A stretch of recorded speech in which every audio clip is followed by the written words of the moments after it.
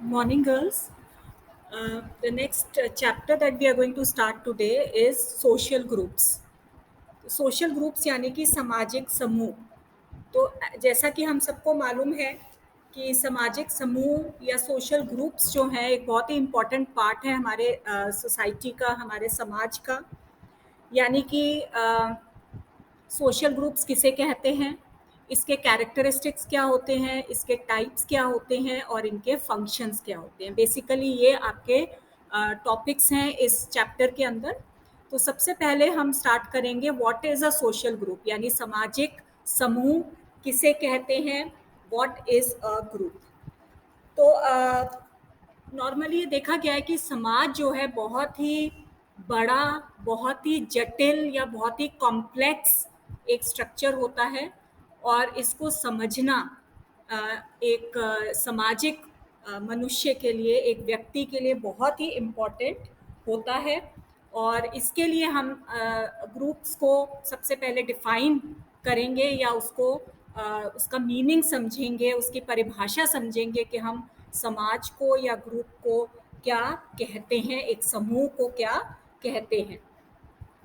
यानी कि सामाजिक समूह एक प्रकार का संगठन होता है, एक ऑर्गेनाइजेशन होता है जो कि किसी ना किसी उद्देश्य के लिए या किसी ना किसी पर्पस के लिए जिसको सेट किया जाता है या किसी पर्पस के लिए ये फॉर्म होता है। ठीक है।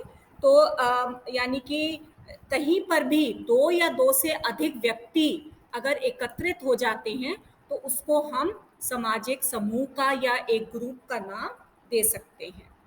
तो सबसे पहले इसमें मैं आपको एक दो डेफिनेशंस बता देती हूँ जिनको आप कर सकते हैं। मैकडेविड एंड हरारी हैं। तो इन्होंने 3 आवश्यक विशेषताओं की चर्चा करी है कि एक सामाजिक समूह में ये 3 बेसिक कैरेक्टरिस्टिक्स या विशेषताएं होना बहुत ज़रूरी है। सबसे पहली विशेषता है कि जितने भी समूह में व्यक्ति मौजूद होते हैं उनको एक इकाई या मिलजुल कर एक यूनिट के रूप में कार्य करना बहुत आवश्यक होता है। सेकंड विशेषता है कि ये आपस में जो भी लोग उस ग्रुप में सम्मिलित हैं वो आपस में संबंधित होने चाहिए। और थर्ड, उस ग्रुप को, उस समूह को रेगुलेट करने के लिए या नियंत्रित करने के लिए, कंट्रोल करने के लिए कुछ ना कुछ नियम लेड डाउन होने चाहिए, कुछ ना कुछ लॉज या नियम जो हैं वो पहले से ही हमें ले डाउन कर देने चाहिए, विद्यमान होने चाहिए, ताकि उन नियमों के अकॉर्डिंगली समूह के व्यक्ति जो हैं वो बिहेव कर सके।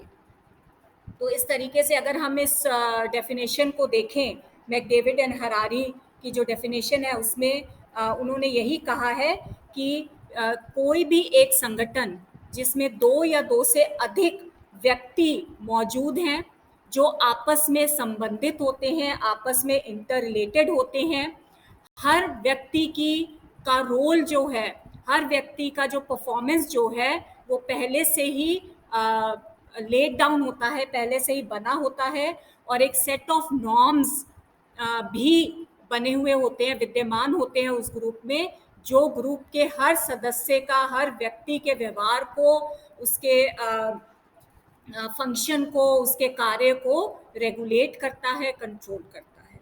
तो ये आपकी मैकडेविड एंड हरारी की डेफिनेशन है। अनदर डेफिनेशन जो हम कर सकते हैं वो शेरिफ एंड शेरिफ की है। ठीक है। तो ये शेरिफ एंड शेरिफ ने भी यही कहा है कि समूह जो है एक प्रकार की सामाजिक इकाई होता है जिसका निर्माण एक या एक से अधिक लोगों के द्वारा किया जाता है, जो कम या ज़्यादा, कम भी हो सकता है पर होना ज़रूरी है, कम या ज़्यादा रूप में एक दूसरे के साथ संबंधित होते हैं, जिनकी भूमिकाएं एक दूसरे के साथ इंटर रिलेटेड होती हैं, एक दूसरे के साथ संबंधित होते हैं। उस ग्रुप में मूल्यों का या मानकों का सेट होना बहुत ज़रूरी है जो समूह के लोगों के बिहेवियर को, उनके कार्यों को रेगुलेट करता है, कंट्रोल करता है, नियंत्रित करता है। यानी कि शेरिफ एंड शेरिफ की जो डेफिनेशन है दैट इज इक्वल या that is very close to what McDavid and Harari ने हमें ग्रुप के बारे में बताया है। तो शेरिफ एंड शेरिफ की इस डेफिनेशन में क्या चीज़ें सामने आई हैं? सबसे पहले सामाजिक इकाई। यानी ग्रुप जो होता है एक सामाजिक इकाई होता है, यानी कि एक दूसरे के साथ लोग जो हैं वो बंधे हुए होते हैं, एक दूसरे के साथ संबंधित होते हैं। Secondly, it consist of a number of individuals, यानी कि ग्रुप तभी फॉर्म होगा जब यहाँ पर हम दो या दो से अधिक लोग एक जगह इकट्ठे होते हैं या एक दूसरे के साथ इंटरैक्ट करते हैं। तो उसमें एक खाली एक व्यक्ति के होने से ग्रुप नहीं बनता है। ग्रुप तभी बनेगा जब उसमें दो या दो से अधिक व्यक्ति सम्मिलित होते हैं। अनदर कैरेक्टरिस्टिक या विशेषता इसमें नजर आती है कि जितने भी लोग उस ग्रुप में मौजूद हैं वो आपस में एक दूसरे के साथ संबंधित होते हैं, यानी उनकी जो भूमिकाएं होती हैं एक दूसरे के साथ इंटर रिलेटेड होती हैं। फॉर एग्जाम्पल, एक फैमिली का ग्रुप है, एक परिवार का समूह होता है, जितने भी लोग उस समूह में हैं यानी कि वो आपस में संबंधित है तभी उस समूह में शामिल होते हैं। ठीक है, यानी कि एक मदर है, फादर है, उनके बच्चे हैं, या दादा दादी हैं, चाचा चाची, ताऊ ताई, जो भी लोग हैं तभी वो परिवार कहलाएंगे। अगर कोई अनजान व्यक्ति, कोई बाहरी व्यक्ति वहां पर आ जाता है और कहता है कि मैं इस परिवार का हिस्सा हूं, तो हम उसको उस परिवार के समूह में या ग्रुप में शामिल नहीं कर सकते, बिकॉज वो या उसकी जो भूमिका है, उसका जो रोल है, वो परिवार के अन्य सदस्यों के साथ रिलेटेड नहीं है, इंटर रिलेटेड नहीं है।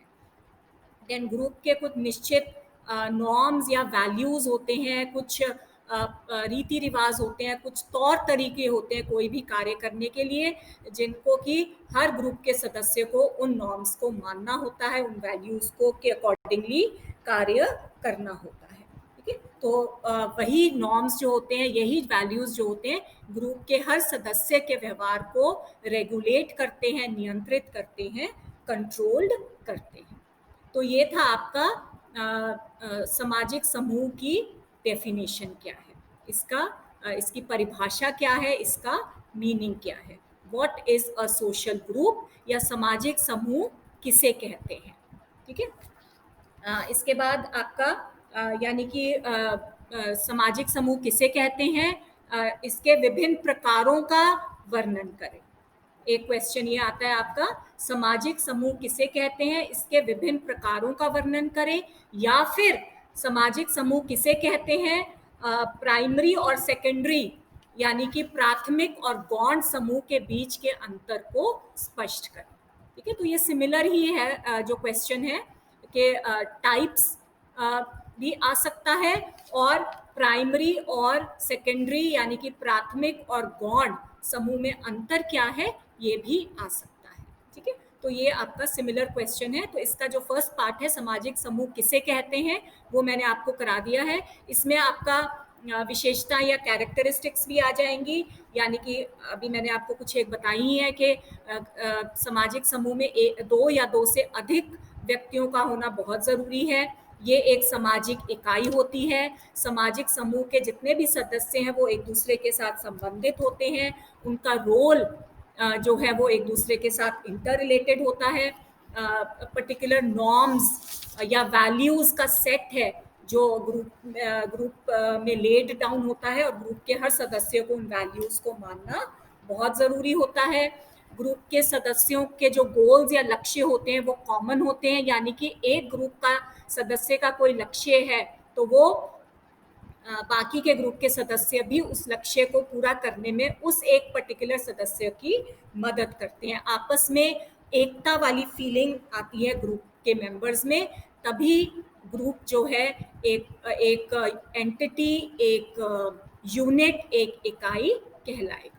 तो ये बहुत ज़रूरी होता है। तो ये आपका first part of the question है, सामाजिक समूह किसे कहते हैं। इसमें आपने ये डेफिनेशंस दे दो, मैकडेविड एंड हरारी की या शेरिफ एंड शेरिफ की, एंड देन आप इसके कुछ कैरेक्टरिस्टिक्स को लिख दो। ठीक है, कि ये इसकी कुछ विशेषता या कुछ कैरेक्टरिस्टिक्स होती है। अब आ जाता है आपका डिफरेंट टाइप्स ऑफ ग्रुप्स। ठीक है, समूह के प्रकार क्या होते हैं। तो ये आपको विभिन्न प्रकार होते हैं वैसे तो समूहों के, और डिफरेंट साइकोलॉजिस्ट ने हमें डिफरेंट टाइप्स भी दिए हैं। कूले ने हमें दो प्रकार बताए हैं, प्राथमिक और गौण समूह। ठीक है, ये कूले के प्रकार हैं या उनकी ये डिवीजन है, क्लासिफिकेशन है टाइप्स ऑफ ग्रुप्स की। प्राथमिक और गौण। तो सबसे पहले हम प्राथमिक समूह करेंगे, प्राथमिक को हम प्राइमरी भी कहते हैं। तो प्राथमिक समूह क्या होता है कि एक ऐसा समूह होता है जिसमें कि जिसका वर्णन हम घनिष्ठ या आमने सामने वाले संबंध के आधार पर कर सकते हैं। यानी कि देखा जाए तो जितने भी ग्रुप के सदस्य होते हैं वो आपस में बहुत घनिष्ठ रूप से जुड़े हुए होते हैं। आमने सामने वाला अंतरंग संबंध होता है इन ग्रुप के सदस्यों के बीच में। आपसी मेलजोल की, आपसी सपोर्ट की, कोऑपरेशन की भावना बहुत ज़्यादा इनमें पाई जाती है। विशेषताओं या कैरेक्टरिस्टिक्स की अगर हम बात करें कि प्राइमरी ग्रुप्स में किस प्रकार की कैरेक्टरिस्टिक्स पाई जाती हैं, तो एक्सटर्नल और इंटरनल दो प्रकार की विशेषता या कैरेक्टरिस्टिक्स होते हैं। एक्सटर्नल कैरेक्टरिस्टिक्स की हम बात करें तो समूह के सदस्यों का संबंध जो होता है आमने सामने वाला होता है। सदस्यों की संख्या जो है बहुत कम होती है, यानी प्राइमरी ग्रुप के जो सदस्य होते हैं वो 2 या 10 मैक्सिमम जितने सदस्य होते हैं वो प्राइमरी ग्रुप कहलाता है। परमानेंट रिलेशनशिप या परमानेंट ग्रुप होता है।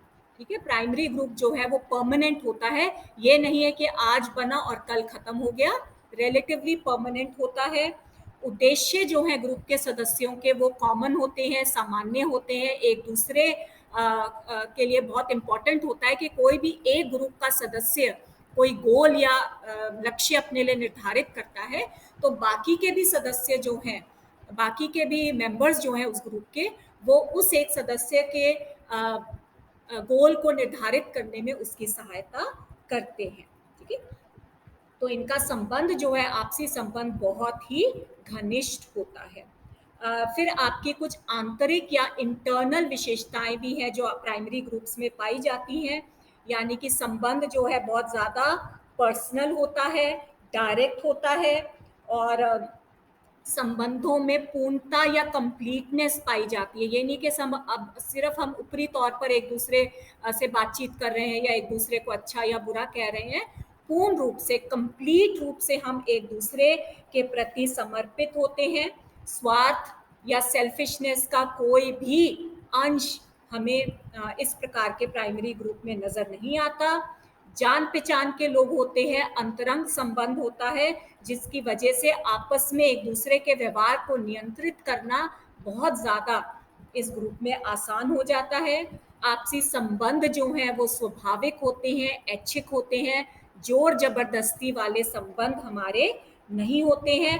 अपनी इच्छा है तो हम दूसरे व्यक्ति को स्नेह देंगे, प्यार देंगे या उसके साथ कोऑपरेट करेंगे। अगर इच्छा नहीं है तो हम नहीं करेंगे, जोर जबरदस्ती हमसे कोई भी नहीं करवा सकता। ठीक है, तो इस तरीके से आपके ये कुछ एक्सटर्नल कुछ इंटरनल विशेषताएं हैं जो हमें प्राइमरी ग्रुप्स में नजर आती हैं। देन आ जाते हैं आपका इम्पोर्टेंस, यानी कि प्राइमरी ग्रुप्स की इम्पोर्टेंस या प्राइमरी ग्रुप की आपकी विशेषता क्या है इसके अंदर या इसका महत्व क्या होता है। तो सबसे पहले है कि प्राइमरी ग्रुप जो है समाजीकरण या सोशलाइजेशन की मेन एजेंसी होती है। एग्जाम्पल क्या है हमारे प्राइमरी ग्रुप्स के? जैसे आपका जो प्राइमरी एजेंट्स हैं सोशलाइजेशन के, परिवार, ठीक है, आपकी मित्र मंडली, आपका जो क्लोज फैमिली का या क्लोज फ्रेंड्स का जो सर्कल होता है, ये आपके प्राइमरी ग्रुप्स में माने जाते हैं। ठीक है, तो सोशलाइजेशन की मेन एजेंसी है हमारा प्राइमरी ग्रुप।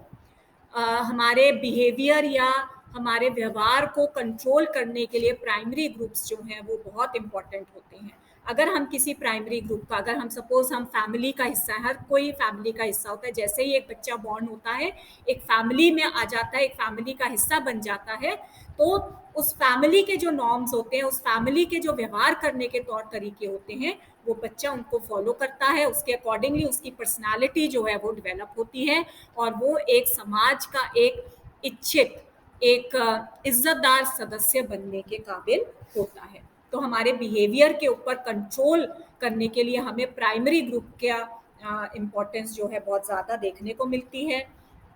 आवश्यकताओं की जो संतुष्टि होती है, ठीक है, हमें जो सेटिस्फैक्शन मिलती है हमारे नीड्स की, वो भी हमें प्राइमरी ग्रुप्स में ही मिलती है। सांस्कृतिक कंटिन्यूटी को या निरंतरता को बनाए रखने के लिए भी सामाजिक समूह जो है वो बहुत ज़्यादा इम्पॉर्टेंट होते हैं, बिकॉज जो भी हमारा कल्चर है, जो भी हमारी संस्कृति है, वो पीढ़ी दर पीढ़ी स्थानांतरित होती है। यानी कि माँ बाप जो हैं अपने घर के, अपने संस्कृति के या कल्चर के जो तौर तरीके होते हैं, रीति रिवाज होते हैं, परंपराएं होती हैं, अपने बच्चों को पास ऑन करते हैं, बच्चे आगे अपने बच्चों को पास ऑन करते हैं। तो इस तरीके से उस फैमिली की, उस प्राइमरी ग्रुप की जो निरंतरता है संस्कृति की, कल्चर की, वो बनी रहती है। हमारे व्यक्तित्व के विकास के लिए, डेवलपमेंट के लिए भी प्राइमरी ग्रुप एक बहुत ही इम्पॉर्टेंट समूह माना गया है, बिकॉज पर्सनालिटी के जितने भी हमारे कैरेक्टरिस्टिक्स होते हैं, शील गुण होते हैं, ट्रेड्स होते हैं, वो सारे आपके प्राइमरी ग्रुप्स के आधार पर ही बनते हैं। इसका साइज जो है बहुत छोटा, जैसे मैंने ऑलरेडी आपको बता चुकी है, 2 से 10 मैक्सिमम सदस्य जो है प्राइमरी ग्रुप का हिस्सा बनते हैं। आमने सामने का घनिष्ठ संबंध होता है, एक दूसरे को हम नाम से, चेहरे से, उसके व्यक्तित्व से, उसकी पर्सनालिटी से, उसके कैरेक्टरिस्टिक्स या विशेषताओं के आधार पर अच्छे से एक्सटर्नली और इंटरनली जानते हैं। इसके अलावा जो दूसरा ग्रुप है आपका कूले के अकॉर्डिंगली, वो है गौण या सेकेंडरी समूह। इसकी क्या विशेषता होती है? एक तो सेकेंडरी समूह का जो साइज होता है वो काफी बड़ा होता है, यानी कि ये 9-10 सदस्यों से लेकर हजारों, सैकड़ों की संख्या में हम सेकेंडरी ग्रुप्स के सदस्य बन सकते हैं। रिलेशनशिप जो है समूह के सदस्यों का, वो इनडायरेक्ट होता है, अप्रत्यक्ष होता है। इसका अगर हम एक छोटा सा एग्जाम्पल लें तो ये आपका जो महाविद्यालय है, कॉलेज है, ठीक है, ये आपका एक सेकेंडरी ग्रुप का एग्जाम्पल है। आप इस ग्रुप के सदस्य हो, और भी कई 2000 बच्चे जो हैं इस ग्रुप के सदस्य हैं, परंतु हर बच्चे को, हर मेंबर को आप डायरेक्टली, प्रत्यक्ष रूप से नहीं जानते। आप सिर्फ ये जानते हो कि आप इस महाविद्यालय के स्टूडेंट हो, आप इस महाविद्यालय की छात्रा हो। और अगर आप कहीं बाहर किसी सपोज किसी दुकान पर किसी एक लड़की से मिल जाते हो जिसको आप नहीं जानते, पर बातचीत होने लग जाती है और वो कहती है अच्छा मैं तो गवर्नमेंट कॉलेज फॉर विमेन में पढ़ती हूँ, तो आप भी करोगे अच्छा मैं भी जीसीडब्ल्यू की छात्रा हूँ, तो आप उस तरीके से एक दूसरे को जान जाओगे, बिकॉज आपका जो कॉमन ग्रुप है वो है जीसीडब्ल्यू। इसी तरीके से हम अगर और बड़ी बात करें तो ये भारत देश जो है, ये भी एक सेकेंडरी ग्रुप का ही एग्जाम्पल है। सैकड़ों लोग जो है भारतीय हैं, पर हर व्यक्ति को हम क्लोज अंतरंग रूप से, फेस टू फेस नहीं जानते, पर अप्रत्यक्ष रूप से, इनडायरेक्टली हम सारे एक ही ग्रुप के सदस्य होते हैं। इसी वजह से सेकेंडरी ग्रुप्स में घनिष्ठता का अभाव होता है, because we do not know each other very closely, ठीक है। अस्थाई होता है ये सेकेंडरी ग्रुप जो होता है, यानी कि अगर हम महाविद्यालय की बात करें तो जितनी देर तक आप इस महाविद्यालय में पढ़ोगे, तब तक आप इस महाविद्यालय समूह का हिस्सा रहोगे, और जब आप पास आउट हो जाओगे, आपका ये ग्रुप जो है वो छूट जाता है, खत्म हो जाता है। अगर हम भारत की बात करें, एक बड़े ग्रुप की, तो आप जब तक इस भारत देश में मौजूद हो, तब तक आप इस ग्रुप का हिस्सा रहोगे। जैसे ही आप भारत छोड़कर फॉर एग्जांपल किसी दूसरे देश में चले जाते हो बसने के लिए, तो आप उस देश के ग्रुप का हिस्सा हो जाते हो। ये ग्रुप जो है, ये देश का ग्रुप जो है, आपके लिए छूट जाता है। तो ये सेकेंडरी ग्रुप जो है वो अस्थाई होता है, इनस्टेबल होता है, किसी भी एक स्पेसिफिक कार्य के लिए ये बनता है, और जैसे ही वो आपका कार्य, जैसे ही वो आपका लक्ष्य खत्म हो जाता है, ये ग्रुप जो है वो टूट जाता है, बिकॉज आप उस ग्रुप से निकल जाते हो, ठीक है। तो इसमें जो उत्तरदायित्व की भावना जो है, वो आपकी पहले से ही डिफाइंड होती है।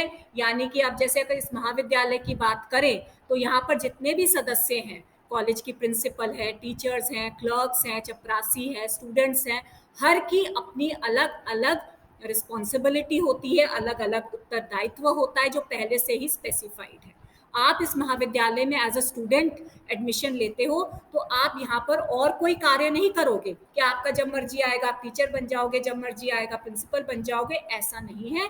जिस कार्य के हेतु आपने इस महाविद्यालय में एडमिशन लिया है, आप वही अपना कार्य करोगे और जब वो आपका कार्य पूरा हो जाएगा आप इस महाविद्यालय के समूह को छोड़कर चले जाते हो, ये ग्रुप आपका खत्म हो जाता है। ठीक है, बहुत औपचारिकता वाली भावनाएं हमारे अंदर एक दूसरे के अंदर पाई जाती हैं। सेकेंडरी ग्रुप में फॉर्मल रिलेशनशिप होता है, एक प्रकार का संविदात्मक या कॉन्ट्रैक्चुअल रिलेशनशिप होता है। कॉन्ट्रैक्चुअल रिलेशनशिप का मतलब क्या है कि हमें एक दूसरे से हम एक कॉन्ट्रैक्ट करते हैं कि हमने इस महाविद्यालय में पढ़ने के लिए आए हैं, आपका काम है हमें पढ़ाना, हमारे को डिग्री दिलवाना, और जब हम दोनों का ये कॉन्ट्रैक्ट खत्म हो गया, हम पढ़ लिए, हमें डिग्री मिल गई, हम इसको छोड़कर चले जाएंगे, हमारा कॉन्ट्रैक्ट खत्म। हम फिर कोई मतलब कि हम लीगली बाउंड नहीं रहते कि हमने इस महाविद्यालय का हिस्सा रहना ही है। तो एक विशिष्ट उद्देश्य के लिए ये ग्रुप बनता है, सेकेंडरी ग्रुप का हम हिस्सा बनते हैं। जब वो उद्देश्य हमारा या पर्पस हमारा खत्म हो जाता है तो हम यहाँ से चले जाते हैं। ठीक है, तो ये आपके कुछ कैरेक्टरिस्टिक्स या विशेषताएं थी जो सेकेंडरी ग्रुप में पाई जाती हैं। फिर आपकी इम्पोर्टेंस क्या है गौण समूह का, यानी कि ये भी एक एजेंसी है सोशलाइजेशन की, जैसे प्राइमरी ग्रुप एजेंसी है ऐसे ही ये भी एक एजेंसी है। ये भी आपकी पर्सनालिटी डेवलपमेंट या आपके व्यक्तित्व को निखारने के लिए, उसके विकास के लिए बहुत इम्पोर्टेंट होता है। आपकी नीड या वांट्स या जो भी आपकी आवश्यकताएं उनकी संतुष्टि के लिए भी हम प्राइमरी ग्रुप का हिस्सा बनते हैं। हमारे बिहेवियर के ऊपर भी सेकेंडरी ग्रुप का कंट्रोल होता है, परंतु इनडायरेक्ट होता है। प्राइमरी ग्रुप का डायरेक्ट कंट्रोल होता है हमारे बिहेवियर के ऊपर, सेकेंडरी ग्रुप का इनडायरेक्ट कंट्रोल होता है। और ये एक सोशल एक्सचेंज के लिए, एक दूसरे को जानने के लिए, एक दूसरे की परंपराएं या कल्चर्स को जानने के लिए भी सेकेंडरी ग्रुप जो है एक इम्पॉर्टेंट प्लेटफॉर्म माना गया है। ठीक है, तो ये था आपका सेकेंडरी ग्रुप, यानी कि primary group and secondary group. तो आपका जो क्वेश्चन आता है, यानी कि सामाजिक समूह किसे कहते हैं, समूह के विभिन्न प्रकारों का वर्णन करें, या फिर सामाजिक समूह किसे कहते हैं, प्राथमिक और गौण समूह के बीच के अंतर को स्पष्ट करें। ठीक है, तो उसमें आपने सामाजिक समूह किसे कहते हैं उसकी डेफिनेशन, उसकी कैरेक्टरिस्टिक्स कर दोगे, और फिर टाइप्स ऑफ ग्रुप में प्राथमिक और सेकेंडरी ग्रुप, यानी प्राथमिक ग्रुप की क्या कैरेक्टरिस्टिक्स हैं और उसकी इंपॉर्टेंस क्या है, और सेकेंडरी ग्रुप की क्या कैरेक्टरिस्टिक्स है और क्या इसकी इंपॉर्टेंस है।